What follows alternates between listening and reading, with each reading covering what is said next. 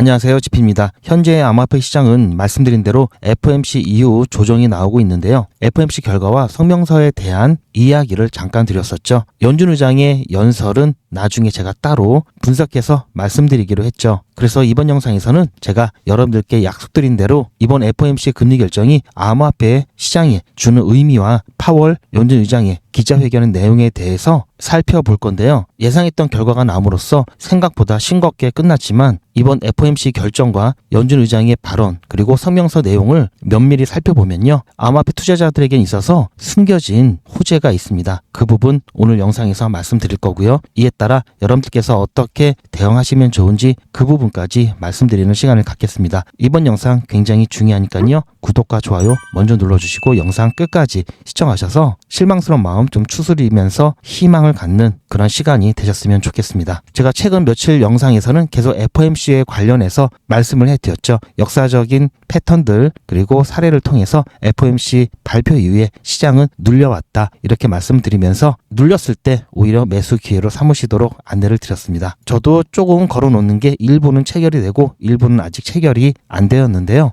아직 늦지 않았다라는 말씀 드리고요. 그리고 왜 반등할 수 있는지 이번 제 영상을 보시면 희망을 갖게 되실 겁니다. 자, 그렇다면 오늘 새벽에 있었던 FOMC 관련돼서 리뷰를 잠깐 해드리면요. 12월 FOMC에서는 연준의 기준금리 인하와 함께 경제 성장률 전망을 상향 조정했습니다. 그 이유는요. AI 투자와 성장성 증대에 기반한 골디락스 시나리오를 공식화했는데요. 자, 이 공급 측면의 개선이 인플레이션 압력이 없는 고성장을 견인할 것이라는 전제가 깔려 있습니다. 그리고 아울러 연준은 내년 4월 세금 납부 시즌의 유동성 변동에 대비해서 선제적인 국채 매입을 결정했는데요. 금융 시스템 안정을 위한 유동성 공급을 즉각 재개했습니다. 자, QT 양적 긴축을 종료한 직후에 곧바로 단기 자금을 투입했죠. 그것만 보더라도 얼마나 시장의 유동성에 신경을 쓰고 있는지 알 수가 있고요. 무엇보다 이번 회의의 핵심은 그동안 예의주시해온 노동시장 둔화 사이클 흐름에 대해서 파월이 과대 계산 가능성을 직접 언급하면서 생각보다 노동시장 위축이 좀 심각하다라는 것을 이야기하고 있는데요. 결국 노동시장에 대한 연준의 이러한 현실 인식이 금리 인하에 결정적인 영향을 미쳤다고 볼 수 있고요. 이는 향후에 통화정책 기조 역시 현재의 전망과 무관하게 노동시장의 방향에 따라 결정될 것임을 시사하고 있습니다. 즉 노동시장에 대한 데이터가 앞으로도 중요하다는 얘기겠죠. 이번 연준의 12월 회의에서는요. 연방기금금리 목표 범위를 3.50에서 3.75%로 25bp 인하했죠. 그러나 이번 결정 과정에서 투표 결과와 그리고 성명서 문구가 상당히 많이 변화된 모습을 알 수가 있는데요. 우선 연준 위원들의 투표권자들의 의견이 굉장히 많이 엇갈렸습니다. 연준이 상당히 내부적으로 분열되어 있다라는 보도가 맞았다는 것을 확인할 수 있었고요.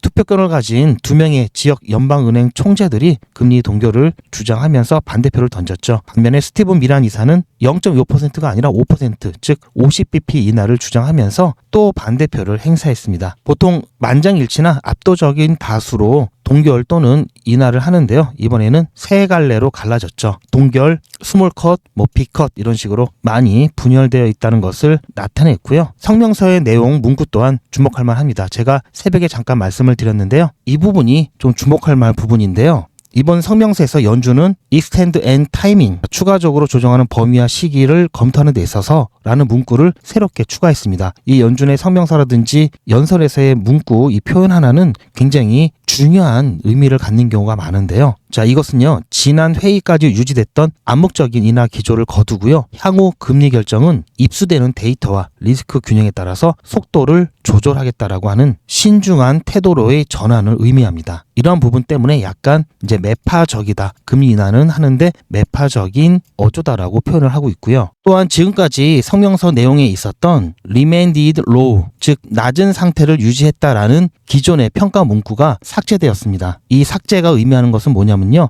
연준이 노동시장 둔화 위험을 공식적으로 인지했음을 시사하는 변화고요. 즉 아까도 말씀드렸듯이 심각하게 본다는 얘기죠. 자, 이거는 점도표인데요. 제가 점도표에 대한 이야기 야망의 크립토에 별도로 설명을 해드렸으니까요. 혹시 점도표가 뭔지 궁금하신 분들은 야망의 크립토에서의 제 영상 최근 걸 한번 보시길 바라고요. 이 점도표에서도 역시 매파적인 신중함이 12월의 점도표를 보면요. 2026년과 2027년 내년과 후년에는 각각 한 차례씩 향후 2년간 총 2회만 금리 인하를 예고했습니다. 자, 보시면 이게 금리고요. 가장 많이 있는 이 중앙값, 빨간색이 중앙값이고요. 이 평균적인 중앙값을 보시면 지금 이 정도 2025년에는 이 정도까지 금리가 되면 되겠다라는 의미고요. 2026년에는 이 정도면 되겠다라는 겁니다. 그리고 2027년에는 이 정도면 되겠다는 건데요. 보시면 각각 한 번이죠. 총 2번에 한 차례씩 향후 2년간 총 2회 금리 인하만을 예고했습니다. 그리고 2028년에는 보시면 레벨이 똑같죠. 금리 인하가 없을 것이다 라고 보고 있는데요. 자, 이것은요 무조건 앞으로 없을 것이다 이게 아니라요. 추가 인하에 대한 기대를 사전에 차단하고 향후 정책 경로를 조금 보수적으로 가져가겠다는 의지를 나타냈다고 평가할 수 있고요. 상황이 바뀌면 이 부분 또 바뀌겠죠. 그리고 경제 전망에 대한 내용이 좀 바뀌었는데요. 이번 경제 전망 업데이트에서 가장 눈에 띄는 변화는요. 성장률 전망에 대한 대폭적인 상향 조정입니다. FOMC 위원들은 올해 2025년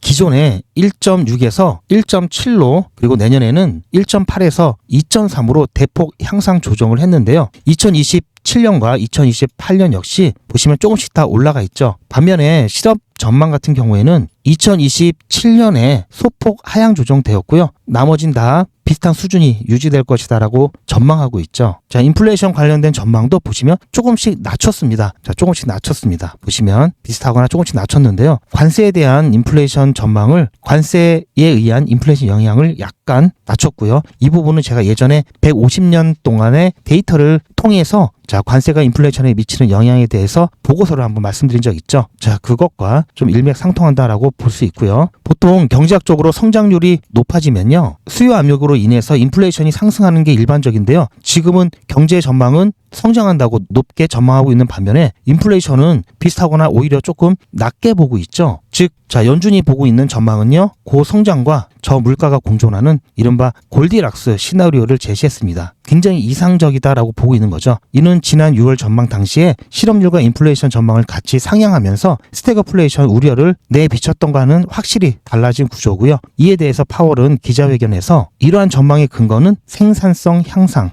이것을 지목을 했고요. 그리고 이 생산성 향상을 일으키는 부분은 AI, 인공지능일 수 있다라고 언급을 했습니다. 그러면서 4월 세금 납부와 관련된 유동성 선행 투입을 이야기했는데요. 연준은 이번 회의에서 기준금리 인하와 함께 국채 매입을 통한 즉각적인 유동성 공급 재개를 결정했습니다. 자, QT 양적 종료 직후에 곧바로 자금을 투입했었죠. 이렇게 된 배경으로는요. 다가오는 세금 납부 시즌을 주목했고요. 미국 기준으로 4월 15일은 기업과 가게가 세금을 납부하면서 시중에 현금이 재무부 계정 TJ 이쪽으로 대거 이동하면서 TJ 잔고는 올라가겠죠. 대신 시중에는 현금이 줄어들겠죠. 이걸로 인해서 은행 지급준비금이 급감하는 시기죠. 그래서 이 부분을 좀 연두를 해두면서 미리부터 이로 인해서 올 수 있는 유동성 충격을 대비하자는 차원이 짙습니다. 자, 이번 조치에 주목할 만한 점은요. 바로 매입 대상의 확대인데요. 자, 이게 무슨 말이냐. 시중에 유동성을 공급하기 위해서는 연준이 채권을 사들이죠. 그러면 연준의 돈이 밖으로 풀리니까 유동성 공급이 되는데요. 보통은 1년 미만 이 단기 국채 위주로 시행을 했었는데요. 필요한 경우 3년 이내에 다른 국채들도 포함하라고 허용을 했습니다. 이게 굉장히 큰 거죠. 하지만 여기서 또 선을 걷는데요. 이것은 통화정책과는 완전히 별개의 일이다. 즉 QE 양적 완화가 아니다라고 강조했습니다. 즉 영래포 잔고가 소진되는 상황에서 자, 연준이 단기자금 시장의 유동성 관리에 있어서 매우 적극적이고 민감하게 반응하고 있음을 보여주는 대목이죠. 자, 오늘 있었던 FOMC 정리를 다시 한번 해드리면요. 12월 FOMC 결정과 파월 의장의 발언을 종합해 보면요. 이번 회의는 단순한 금리 인하 이벤트를 넘어서 연준의 통화 정책과 유동성 환경이 구조적인 변곡점에 있음을 시사했고요. 첫 번째,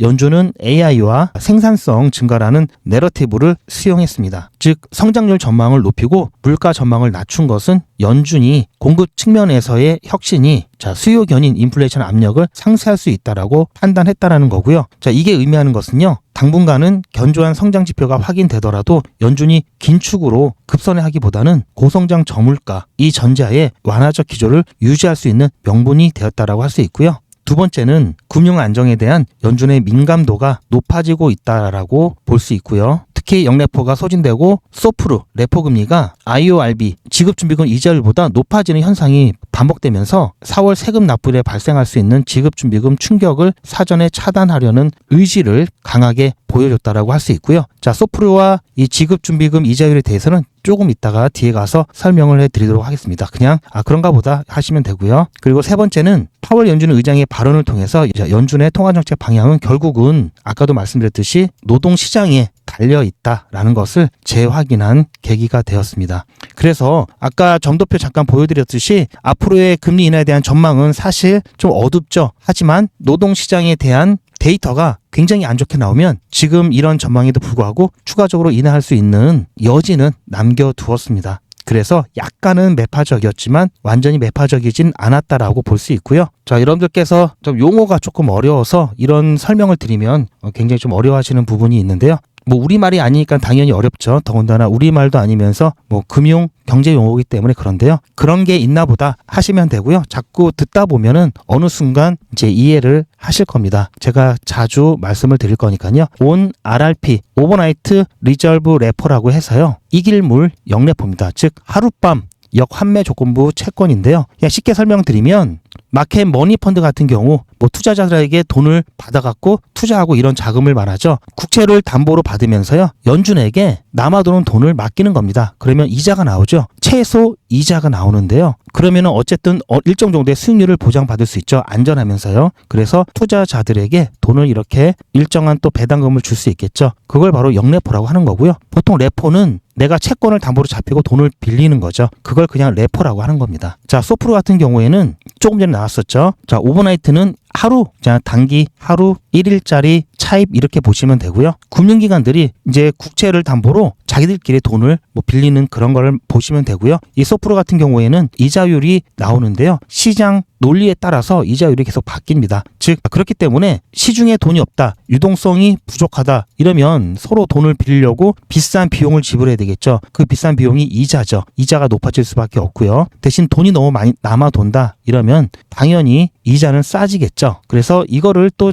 연준에서 집계를 해서 발표만 하는 겁니다. 그리고 조금 전에 말씀드렸던 IORB 같은 경우에는 지급 준비금 이자율인데요. 은행들이 연준에게 일정 부분 예치를 해야 되겠죠. 돈을, 준비금을요. 이것은 의무사항도 있고요. 자의로 인해서 추가적으로 준비금을 맡기는 경우가 있는데요. 이때 연준에서는 그냥 갖고 있지 않고요. 여기에 대한 또 이자를 지급을 해줍니다. 이게 바로 IORB라고 하고요. 보시면 시장금리의 상한선 역할을 한다라고 하죠. 그리고 자, 이 영레포 시장금리의 하한선 역할을 한다 이렇게 얘기를 하고 있는데요. 이게 또 무슨 말이냐? 잠깐 설명을 드리면요. 자, 금리 구조를 좀 알아야 됩니다. 자, 이번 금리 결정이 3.75로 낮아졌죠. 자, 보시면 3.75로 결정되었죠. 그런데 저를 포함해서 가끔 여러분들이 자주 보셨던 패드워치, 제가 패드워치에 대한 부분도 설명을 드렸으니까 제 영상 야망이 크립토에서 한번 보시고요. 자, 패드워치에서 보시면 금리를 예측한다고 해서 자, 이렇게 항상 나오죠. 자, 현재 금리는 다시 350에서 375 BPS로 되어 있고요. 금리 결정은 3.75인데 그러면 375죠. 그런데 왜 이렇게 표시가 됐을까? 보시면 커런트 타겟 레이트. 자, 정책 금리는 이겁니다라고 얘기를 하고 있는 겁니다. 즉 무슨 말이냐? 연준이 보고 있는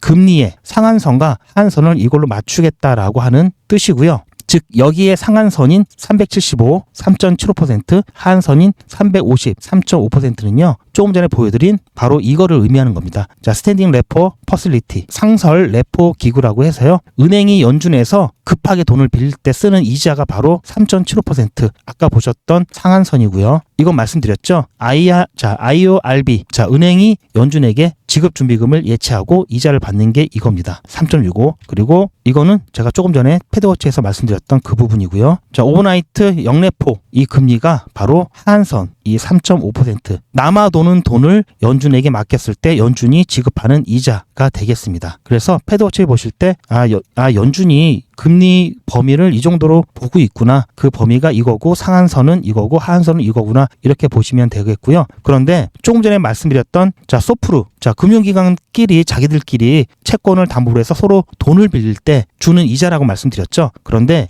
이 지급 준비금 이자, 은행이 연준에게 예치하고 받는 이 이자보다 이 소프루 이자가 높게 될 때가 있습니다. 아까도 말씀드렸듯이 시중에 유동성이 부족할 때죠. 보통은 이 소프루 이자는요. 자, 이 상한선과 이 하한선, 그 중에서도 은행이 연준에 예치하는 이 이자, 이 IOBR 이 사이에 위치를 하는 게 보통은 정상적인 거고요. 이 소프루가 이 지급준비금 이자보다 높게 되는 경우에는 시장이 현금이 극도로 부족하다, 유동성이 부족하다라는 신호고요. 연준이 금리 통제력을 상실했다라는 얘기입니다. 그로 인해서 금융 시스템이 불안정한 신호다라고 볼 수가 있습니다. 그래서 이런 것들을 바탕으로 연준에서 통화 정책이라든지 이런 거를 사용을 하는 거고요. 자, 그렇다면은 암호화폐에 미치는 영향에 대해서 간단하게 좀 추가적인 설명을 드리면요. 자, 조금 전에 보셨던 오버나이트 영래포 이 잔액은 유동성의 지표입니다. 즉 잔액이 줄어들었다. 자, 돈이 좀 부족하다는 얘기죠. 왜냐하면 여윳돈을 연준에게 맡겨야 되는데 맡길 돈이 없다라는 얘기입니다. 지금 현재는 거의 뭐 바닥 상태에 있고요. 자, QT 중단 가능성이 있었겠죠. 그래서 지금은 QT가 중단된 상태고요. 이렇게 되면은 다시 유동성이 완화될 수 있다, 이렇게 좀 볼 수 있겠죠. 기대를 해볼 수 있겠죠. 조금 전에 말씀드렸듯이 소프루 이게 급등을 하면은 유동성이 부족하다라고 말씀을 드렸죠. 이렇게 되면 당연히 가장 영향을 받는 게 바로 리스크 자산입니다. 자, 위험 자산, 주식이나 암호화폐가 되겠고요. 그래서 이것을 관찰을 통해서 유동성이 어느 정도 좀 시장에 있다 없다, 암호화폐 자산이 영향을 받을 수 있다 없다, 이 부분을 체크를 해보는 게 중요합니다. 제가 오랜만에 좀 설명을 좀 많이 드렸는데요. 다 이게 나중에 여러분들께 피와 살이 될 겁니다. 자, 그렇다면 이제 희망적인 얘기를 드릴 건데요. 올해 12월 1일부터 QT 양적 긴축을 종료한다라고 공식적으로 발표를 했고 실제로 종료를 했습니다. 자, 무려 3년이 넘는 3년 반 동안에 이어진 긴축을 종료했던 거고요. 그리고 실제로 12월 1일 이후에 연준은 오버나이트 레포로 135억 달러를 시중에 풀었죠. 이 규모는요, 코로나19 이후에 두 번째로 큰 단일 유동성 공급이었습니다. 자, 따라서 역사적인 패턴을 보더라도요, 2014년부터 2017년, 자, 이때 QT가 없었을 때고요. 알트코인이 강세를 보였던 때고요. 그리고 2019년 8월 QT가 종료되면서 2022년까지 알트코인이 랠리를 보였죠. 그리고 나서 자, 너무 또 가열되다 보니까 긴축을 시작을 했죠. 이제 그리고 나서 이제 3년 반 만에 다시 QT를 종료했습니다. 자, 그렇다고 하면은 다시 또 한 번의 암호화폐 훈풍이 불 수 있겠다라는 기대를 가질만 하죠. 자, 그래서 제가 FOMC 결과가 나오면 일시적으로 시장이 눌리는 패턴이 10이면 8 정도는 나왔으니까 눌릴 수는 있다라고 말씀을 드렸죠. 그래서 대신 자, 이렇게 눌렸을 때 추가 매수 기회로 삼으시라는 말씀을 드렸던 이유는 이렇게 눌렸다가 다시 크리스마스 랠리든 또는 내년 유동성 완화 이 부분을 통해서 다시 시장이 이렇게 올라갈 수 있기 때문에 저는 아직 피날레 큰 상승 한파가 남았다고 보는 관점이기 때문에요. 이때를 위해서 차곡차곡 모아 가시라는 말씀을 드리고 있는 겁니다. 절대 시즌 종료 제 관점에서는 아니니까요. 저와 함께 가실 분들은 제 말을 믿고 함께 가보시길 추천을 드리고요. 제가 이런 과정을 몇 번을 거쳤기 때문에 실제 시즌 종료가 됐을 때 상황을 잘 알고 있겠죠. 지금은 그런 상황은 아닙니다. 저도 이 관점에 따라서 지금 현물 투자하고 있고요.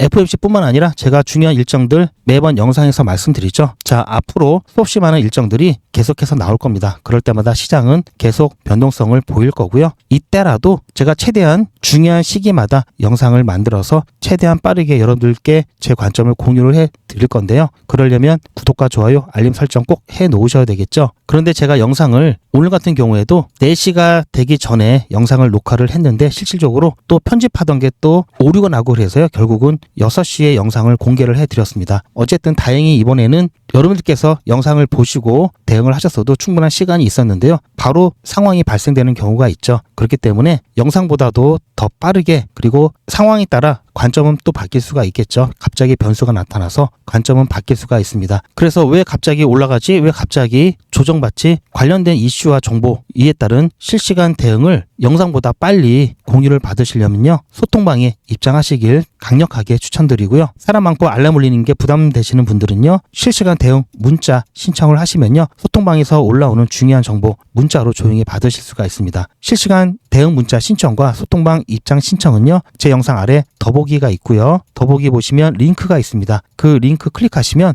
자, 2초도 걸리지 않습니다. 바로 신청이 가능하시니까요. 지금 클릭하시고요. 남은 영상 시청하시길 추천드리고요. 제가 매수를 해도 되는지 안 되는지 기준 라인 말씀을 해드렸죠. 당분간은 3,000원 라인 이 근처로 매수하시길 추천을 드렸고요. 3,000원은 바닥 라인이라 말씀드렸습니다. 이 아래로 떨어진다. 여기는 필사적으로 매수를 해야 되겠죠. 자, 이 정도로 리플은 당분간 이 정도로만 대응하시면 제가 봤을 때는 충분하고요. 그런데 실시간 대응이 좀 어려우신 분들도 계시죠. 그런 분들은 이거 하나만큼은 꼭 준비를 해 두시길 바랍니다.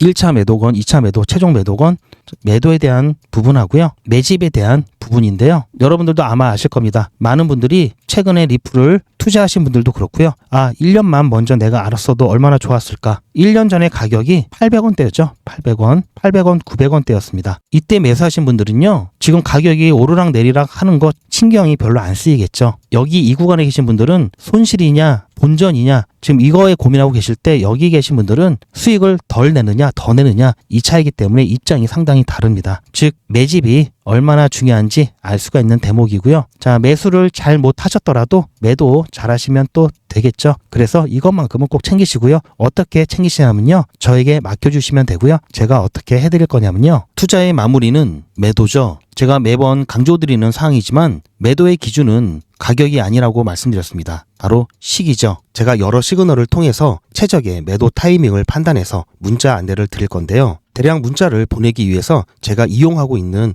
문자나라 사이트입니다. 현재까지 많은 분들이 신청을 해주셨는데요. 400분씩 14그룹이니까 5,600분 정도 되시는데요. 조금 더 늘어날 겁니다. 이분들은 머지않아 이런 문자를 받게 되실 겁니다. 수익 축하드립니다. 그동안 정말 고생하셨습니다. 우리는 다가올 대폭락 구간에서 다시 매집을 진행할 예정입니다. 매집 문자 꼭 확인해 주세요. 자, 이런 문자를 받게 되실 건데요. 현재 매도 가격 구간과 매도 비중은 매도 직전에 결정해서 안내드릴 예정이니 비워놓은 상태입니다. 매도 시기까지 1만 명 정도가 1,000만 원씩 뺀다고 했을 때 1,000억입니다. 갑자기 빠지면 가격에 영향이 크겠죠. 따라서 동참하지 않으시면 혼자 손해를 보실 수 있습니다. 따라서 리플 보유자분들은 모두 한 번씩 신청을 해주시길 바라고요. 많은 분들이 신청을 해주셨는데요. 자, 이렇게 매도 문자 신청하시는 방법은 리플 XRP 1차 매도 문자 신청은 010-8481-4359번으로 매도 이렇게 문자 남겨주시고요. 최종 마무리 매도 문자 신청하시는 분들은 리플 XRP 매집 문자도 같이 보내드릴 예정입니다. 리플 보유자분들은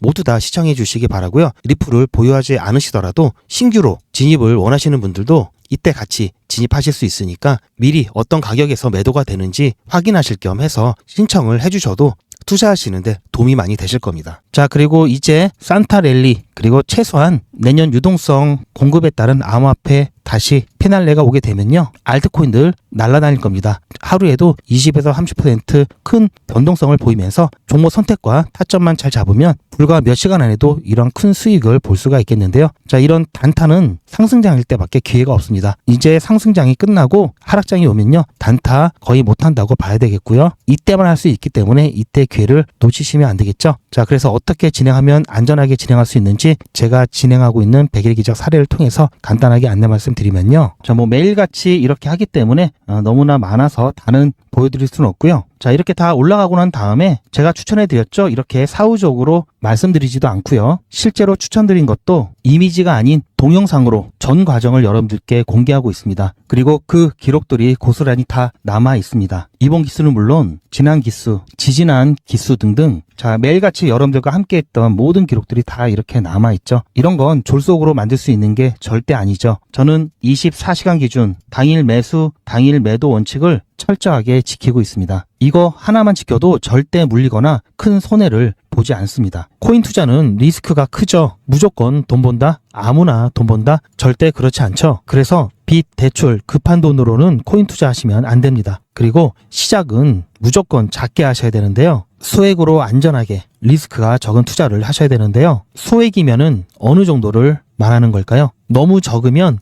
모이는 시간이 많이 걸리고요. 너무 많으면 리스크가 올라가죠. 자, 그래서 딱 적당하게 우리가 열심히 아껴서 모을 수 있는 돈 50만 원으로 일단 시작해 보자고요. 이건 여러분들도 인터넷에서 검색하면 나오는 복리계산기라 정확합니다. 투자 원금을 50만 원, 투자 기간을 100일로 잡고 목표 수익률을 무난하게 하루에 10%만 잡아서 계산을 하게 되면은 50만 원에 10%면 5만 원이죠. 원금과 합치면 55만 원이 됩니다. 자, 이런 식으로 해서 8일차까지 쭉 가게 되면은 100만 원이 넘게 되는데요. 자, 이렇게 해서 31일차가 되었을 때는 1000만 원이 약간 모자릅니다. 자, 50만 원으로 1000만 원은 가능하죠. 대단하지 않습니까? 하지만 이게 다가 아닙니다. 잘 보세요. 이제부터 진짜 매직이 시작됩니다. 자, 이런 식으로 쭉 56일차까지 꾸준하게 진행하게 되면은 놀라지 마세요. 1억이 넘습니다. 자, 여러분들도 똑같은 조건으로 한번 계산을 해보시면 자, 이런 결과가 나올 겁니다. 이때부터는 돈이 모이는 속도가 더 빨라지는데요. 80일이 되었을 때는 믿겨지시나요? 10억이 넘습니다. 자, 이 정도 금액이면 80일간의 세계일주도 할 수 있겠죠? 100일차가 되었을 때는 놀라지 마세요. 68억이 넘습니다. 이 정도면은 인생 역전이죠. 말 그대로 100일의 기적입니다. 같이 보셔서 아시겠지만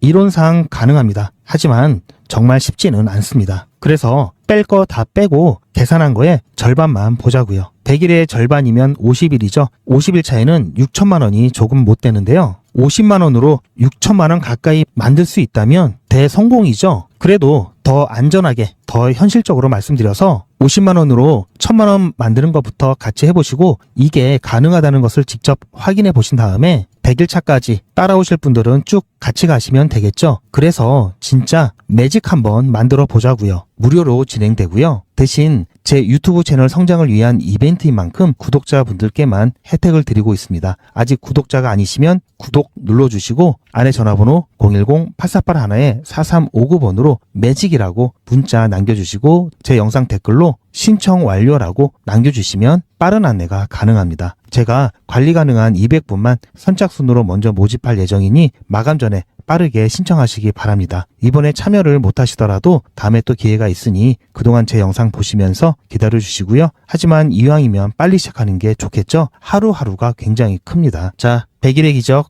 매직 지금 바로 신청하시기 바랍니다. 제 영상 아래에 보시면 더보기라고 있습니다. 이 더보기를 눌러보시면 간편하게 GP의 특급 정보를 신청하실 수가 있는 링크가 있는데요. 이걸 클릭하시면 100일의 기적은 물론 실시간 대응 정보, 소통방 입장 신청, 무료 종목 상담 신청까지 간편하게 신청하실 수가 있고요. 또 제가 영상이나 특별히 준비한 자료라든지 PDF로 된 전자책까지 편리하게 신청하실 수가 있습니다. 또한 TV나 PC로 시청하시는 분들을 위해서 휴대폰 카메라를 켜시고 QR코드를 보시면 링크가 하나 나오는데요. 이 링크를 클릭하시면 바로 신청 가능한 선택 버튼이 나옵니다. 자, 여러분들께서 이 중에서 필요하신 정보를 선택하셔서 전송 버튼만 누르시면 신청이 간편하게 그리고 빠르게 완료가 됩니다. 구독자분들은 평생 무료입니다. 그리고 24시간 신청이 가능하십니다. 잠시 채널 관련돼서 안내 말씀드리면요.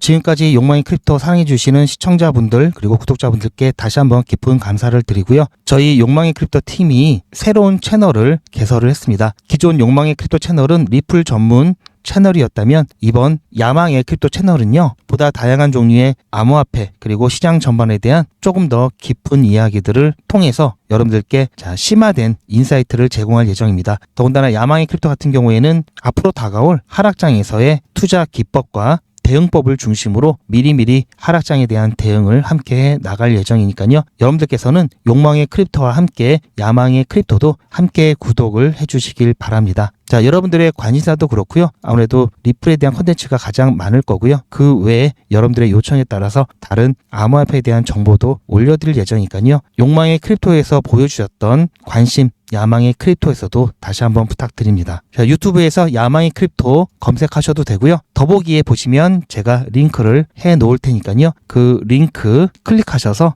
여러분들 야망의 크립토도 함께 응원해 주시기 바랍니다.